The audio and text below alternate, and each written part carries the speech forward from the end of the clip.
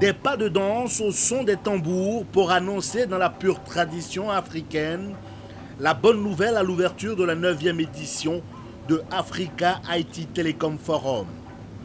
Plus de 400 millions d'Africains sont désormais connectés au NT, une avancée qui fait de l'Africa IT Telecom Forum le premier rendez-vous pour le développement d'une Afrique numérique. Les enjeux de la 9e édition imposent des thématiques à la fois stratégiques et techniques aux acteurs du secteur afin de recadrer leur vision et de mettre en place des mécanismes pour accélérer la transition vers le digital et l'émergence numérique du continent, comme le recommande l'appel d'Abidjan. Le moment est certainement venu pour chacun des acteurs majeurs que nous sommes de jeter un regard rétrospectif au point de départ, pour jauger de ce qui a été fait relativement aux grandes problématiques adressées depuis lors. Ça a ce prix. Seulement ce prix que notre forum ne sera pas un simple événement de plus, sans valeur ajoutée de notre secteur. Par ailleurs, nous devons veiller à ce que l'appel d'Abidjan, qui exprime notre volonté commune d'avancer main dans la main, ne demeure pas un simple slogan ni un vieux pieux. En particulier, je voudrais que la structure travaille ad hoc, mentionnée au point 3 de cet appel, pour piloter la communication et l'échange entre les gouvernements soit de plus en plus dynamique. Carrefour de l'économie numérique et de l'innovation, Africa IT Telecom Forum 2019, en partenariat avec Digital Africa, offre une lucarne aux startups du continent. Objectif, leur permettre des échanges d'expériences sur les fintech, les incubateurs et leur financement.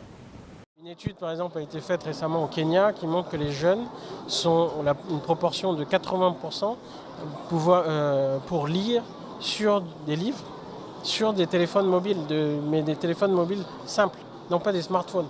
Donc on voit bien qu'on a aussi une jeunesse qui a une relation avec la technologie qui est différente. Et donc qui va appréhender le monde de demain différemment.